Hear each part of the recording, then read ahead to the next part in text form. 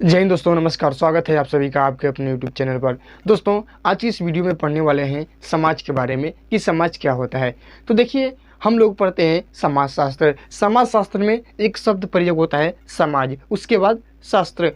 तो समाज शास्त्र को जानने से पहले समाज को जानना बहुत ज़रूरी है, क्योंकि समाजशास्त्र में हम लोग वास्तव में समाज का अध्ययन करते हैं। तो सबसे पहले हम लोग समाज को देख ले कि समाज होता क्या है, समाज का निर्माण कैसे होता है, समाज का निर्माण कौन करता है, समाज का महत्व क्या होता है, विशेषताएं क्या होती है, परिभाषा क्या होती है, आखिर में समाज शास्त्रियों ने क्या परिभाषा बताई है समाज का। तो उन सभी चीज़ों को इस वीडियो में देखने वाले हैं। तो देखिए, समाज समाज अपने आप में बहुत ही एक महत्व का शब्द है, क्योंकि समाजशास्त्र पढ़ते हैं तो हम लोग समाजशास्त्र में समाज का अध्ययन करते हैं। तो आखिर में समाज क्या होता है, उन्हीं चीज़ को पढ़ने वाले हैं। तो देखिए, समाज को देखते हैं कि समाज का निर्माण कैसे होता है, किन किन चीज़ों को मिलने से समाज का निर्माण होता है। तो देखिए, सबसे पहले एक व्यक्ति होता है, जैसे कि मैं हूँ, अकेला हूँ। तो देखिए, व्यक्ति है, व्यक्ति से व्यक्तियों का समूह बनता है। जैसे और दो चार लोग मिले, हम लोग मिले, तो व्यक्तियों का समूह बनेगा। व्यक्तियों का समूह बनेगा तो उसे क्या नाम देंगे? समुदाय नाम देंगे। बहुत से व्यक्तियों का समूह मिलेगा तो समुदाय का निर्माण होगा, और समुदाय मिलकर एक बृहद समाज का निर्माण करते हैं। बहुत ही महत्वपूर्ण है। देखिए, व्यक्ति से व्यक्ति समूह से समुदाय, और समुदाय मिलकर एक बृहद समाज का निर्माण करते हैं। तो सबसे पहले समाज के निर्माण में कौन कौन भूमिका निभाता है? एक व्यक्ति से व्यक्ति समूह से समुदाय, और समुदाय से समाज का निर्माण होता है। अब देखिए, समाज शास्त्र है तो समाज शास्त्र को जानने से पहले सबसे पहले ये जानिए कि समाज क्या होता है। समाज शास्त्र यानी समाज शास्त्र का अध्ययन करने से पहले सबसे पहले ये जानिए कि आखिर में जो इस शब्द में समाज प्रयोग हुआ है, इस समाज का अर्थ क्या होता है, आखिर में समाज क्या बताना चाहता है।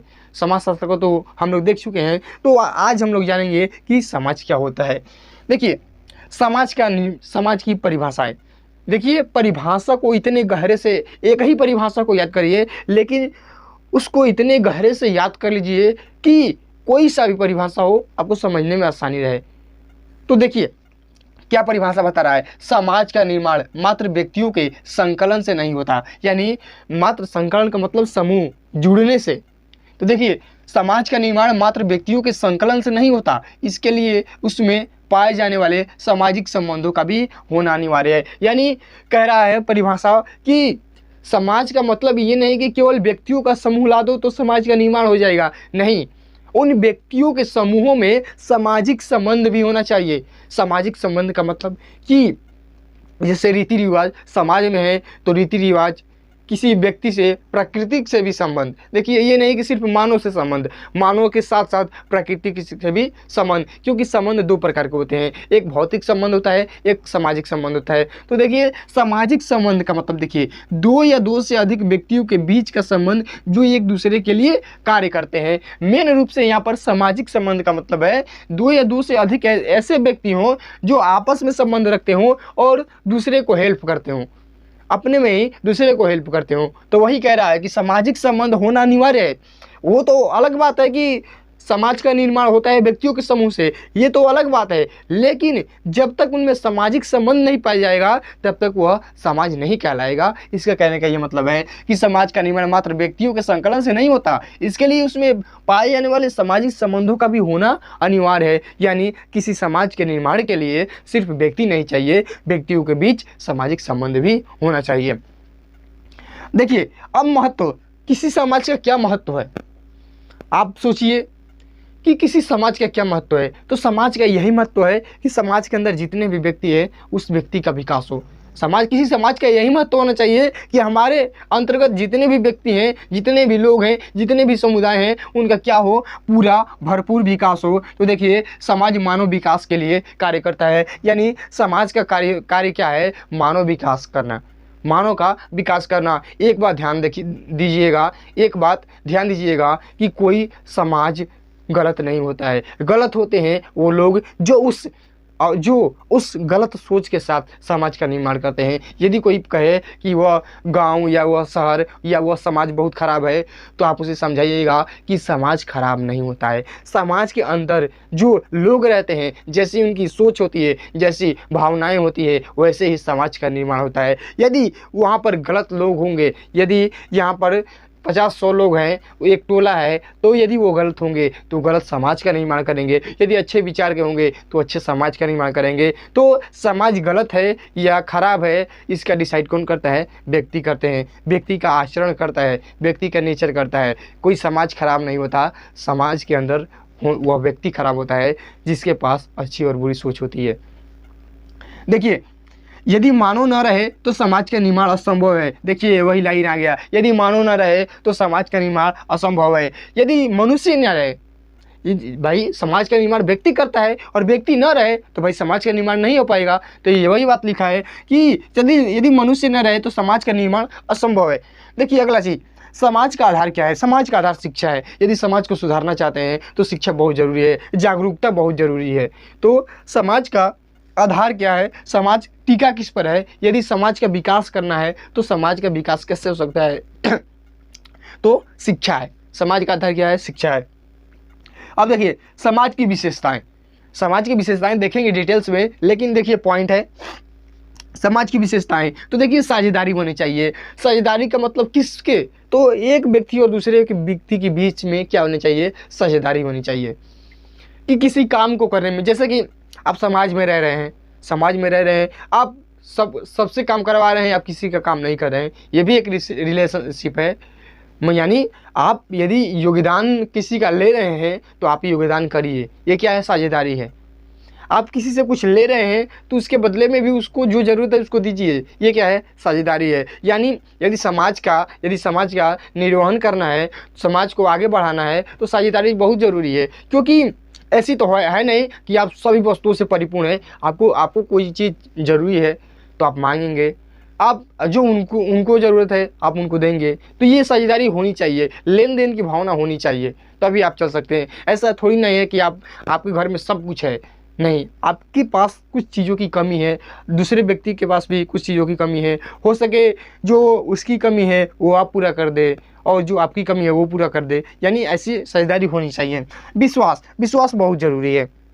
देखिए किसी भी रिलेशनशिप को चलाने के लिए विश्वास बहुत ज़रूरी है। विश्वास किया जाए, कैसे किया जाए वो व्यक्ति पर निर्भर करता है।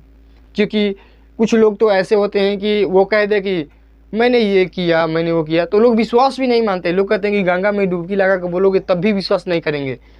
और एक लोग ऐसे होते हैं कि वह गलत काम भी किए हैं ना, तो लोगों को विश्वास होता है कि ये वैसा नहीं कर सकता। ये सिर्फ क्या है? विश्वास है। देखिए अगला, समाज के तत्व। जैसे कि समाज किन चीज़ों पर डिपेंड है? समाज आखिर में समाज का जो पाया का जानते हैं ना, किसी जैसे कि घर बनता है तो घर को बिंब दिया जाता है, तो उसी तरह ये बिंब है। देखिए न्याय, समाज में न्याय होना बहुत ज़रूरी है। यदि समाज को आगे बढ़ाना चाहते हैं तो समाज में न्याय होना बहुत सशक्त ज़रूरी है। दूसरा, स्वतंत्रता, समाज के व्यक्तियों को स्वतंत्र होना बहुत ज़रूरी है। बंधुता, समाज में भाईचारे की व्यवस्था बहुत ज़रूरी है। समानता, समाज में समानता, सभी को समान रूप से देखना ये बहुत ज़रूरी है। यानी किसी समाज के लिए यह होना ही चाहिए, किसी समाज में यह होना ही चाहिए, तभी वो समाज चल सकता है। जैसे कि न्याय, समाज में न्याय मिलना चाहिए, समाज में न्याय मिलना चाहिए। समाज में लोग स्वतंत्र हो अपने कार्य को करने के लिए, ऐसी भी व्यवस्था होनी चाहिए। बंधुता, भाईचारे की व्यवस्था होनी चाहिए। समानता, सिमिलरिटी होनी चाहिए, सभी को समान रूप से न्याय मिले, सभी को समान रूप से देखा जाए, ये व्यवस्था होनी चाहिए। अब देखिए परिभाषा, समाज क्या है? देखिए समाज एक ऐसा क्षेत्र है, बताया जा रहा है कि समाज एक ऐसा क्षेत्र है।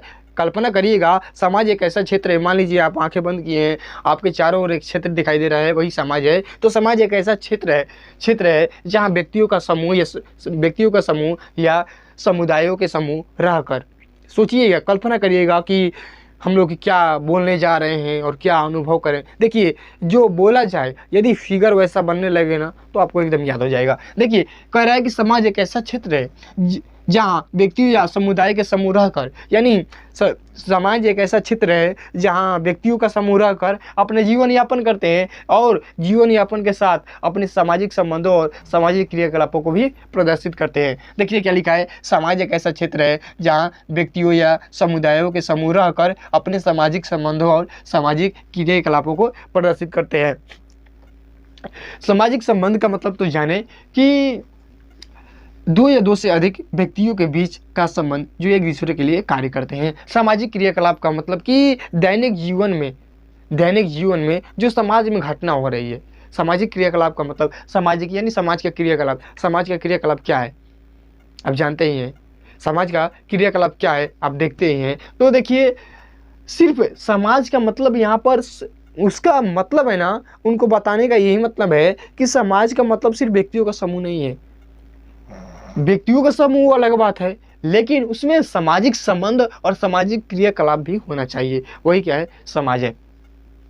अब देखिए गिन्सबर्ग अपने शब्दों में क्या लिखा, देखिए गिन्सबर्ग अपने शब्दों में लिखे, समाज मानवीय संबंधों का संपूर्ण ज्ञान है। यानी समाज क्या है, मानवीय संबंधों, यानी आप कुछ भी पढ़ लेना, सिर्फ इसमें बताया जाएगा संबंध, यानी समाज का निर्माण सामाजिक संबंध से ही है। मूल रूप से समाज का संबंध सामाजिक संबंध से ही है। तो देखिए इन्होंने लिखा कि समाज मानवीय संबंधों का संपूर्ण जाल है, और संबंध का मतलब देखते हैं, खुद अभी देखे हैं, तो डरिए मत, क्योंकि अगला हम लोग का चैप्टर ही है, अगला हम लोग का टॉपिक ही है सामाजिक संबंधों का जाल। उसमें बहुत ही डिटेल्स में पढ़ेंगे कि सामाजिक संबंध वास्तव में होता क्या है। अगला देखिए, लेपियर ने कहा समाज मनुष्यों के समूह का नाम नहीं है। देखिए समाज मनुष्य के समूह का नाम नहीं है, वरन यह समूह के मनुष्य के अंतर संबंधों की जटिल व्यवस्था है। यानी समाज क्या है, समाज मनुष्यों का समूह का नाम नहीं है, क्या है, मनुष्यों के बीच अंतर संबंध है, यानी इंटर रिलेशनशिप है क्या समाज। यानी बार बार बताया जा रहा है कि समाज व्यक्तियों का समूह नहीं है, व्यक्तियों का समूह नहीं है, व्यक्तियों का समूह नहीं है। समाज सामाजिक संबंधों का जाल है, समाज सामाजिक संबंधों को प्रदर्शित करता है। यदि कोई समाज को हम लोग समाज कह सकते हैं तो उसमें सामाजिक संबंध होना चाहिए। सामाजिक संबंध का मतलब होता है कि दो या दो से अधिक व्यक्तियों के बीच में संबंध जो एक दूसरे के लिए कार्य करते हो, वही क्या है, सामाजिक संबंध है। यानी दो या दो से अधिक व्यक्तियों के बीच का संबंध, यानी दो या दो से अधिक व्यक्तियों के बीच का ऐसा संबंध जो एक दूसरे के लिए कार्य करते हो, ये कार्य करता हो इसके लिए और ये कार्य करता हो इसके लिए, यही क्या है, सामाजिक संबंध है। और सामाजिक संबंध नहीं रहेगा तो समाज की प्रगति नहीं हो पाएगी, समाज की प्रगति नहीं हो पाएगी। तो समाज के विकास के लिए सामाजिक संबंध होना बहुत जरूरी है। अब देखिए विशेषताएं, आखिर में समाज की क्या विशेषताएं हैं, तो चलिए अब लोग समाज की विशेषता को देखते हैं। देखिए ये पढ़ चुके हैं, पहले सुन चुके हैं, लेकिन आपके विश्वास के लिए देखिए पहला विशेषता क्या है, समाज संबंधों की व्यवस्था है, न कि मनुष्यों का। यानी बताया जा रहा है कि समाज क्या है, संबंधों की व्यवस्था है, यानी समाज में सामाजिक संबंध होना चाहिए, न कि मनुष्य का समूह। यही बात है कि समाज संबंधों की व्यवस्था है, न कि मनुष्य का समूहों का। यानी समाज का निर्माण सामाजिक संबंधों के द्वारा होता है, न कि व्यक्तियों के समूहों के द्वारा। दूसरा चीज़ है समाज अमूर्त है। समाज को बताया जा रहा है अमूर्त, अ का मतलब नहीं, मूर्त का मतलब मूर्ति यानी रूप। यानी समाज का कोई आकार नहीं है, कोई रूप नहीं है, कोई रंग नहीं है, कोई बनावट नहीं है। यानी समाज क्या है, अमूर्त है। यानी समाज एक ऐसा चीज़ है कि जिसका कोई रूप रंग आकार बनावट कोई चीज़ नहीं है। यही कहा गया है कि समाज क्या है, अमूर्त है।